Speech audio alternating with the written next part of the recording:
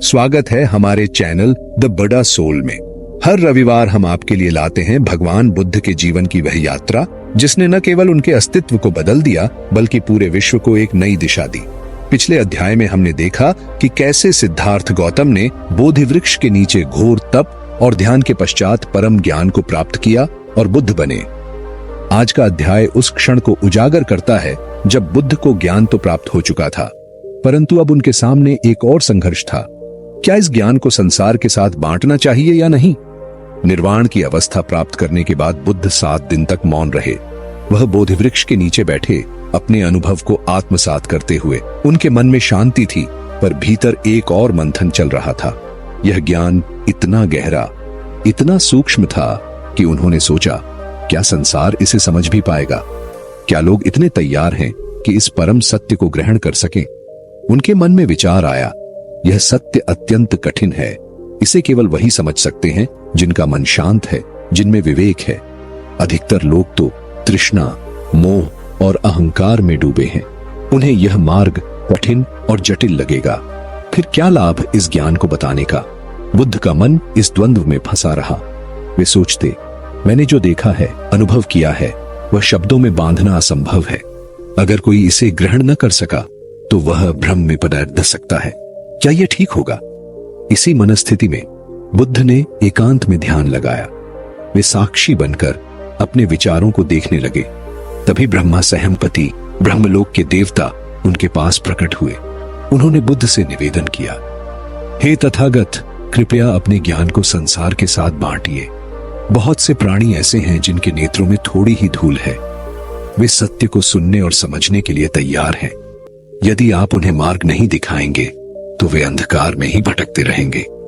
ब्रह्मा सहमपति के इन वचनों ने बुद्ध के भीतर एक नई करुणा जगा दी। उन्होंने देखा कि हाँ, सभी नहीं, परंतु कुछ लोग निश्चित ही इस मार्ग को समझ सकते हैं।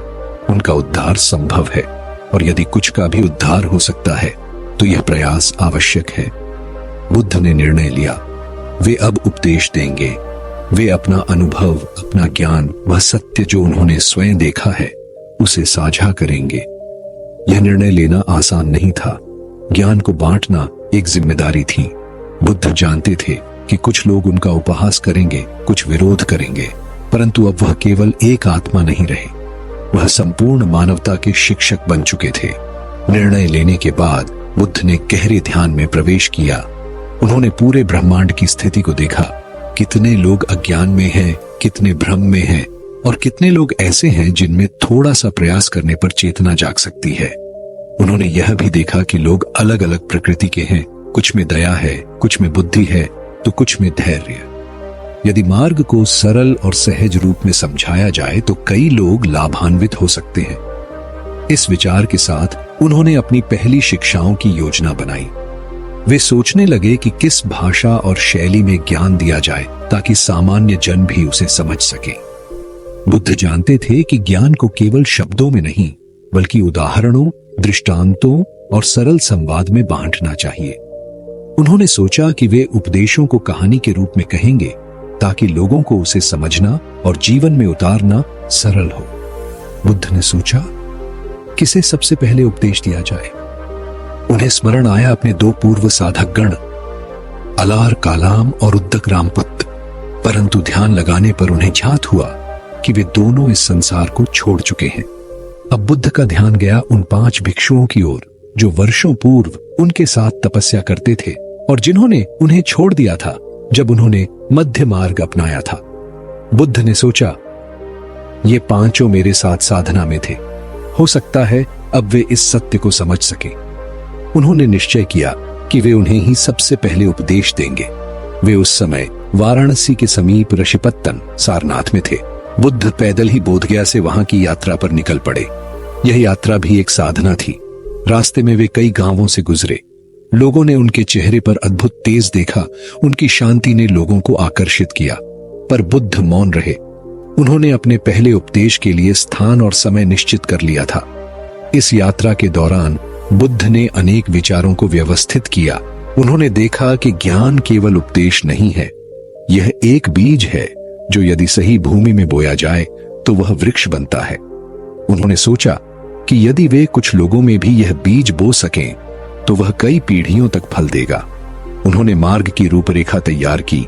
4 आर्य सत्य, अष्टांगिक मार्ग, करुणा, मैत्री और सम्यक दृष्टि जैसे मूल तत्वों को उन्होंने व्यवस्थित किया।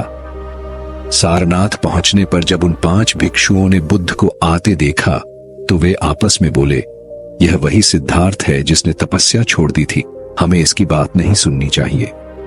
पर जैसे ही बुद्ध उनके पास पहुंचे वे अनायास ही खड़े हो गए, उन्हें प्रणाम किया और आसन दिया।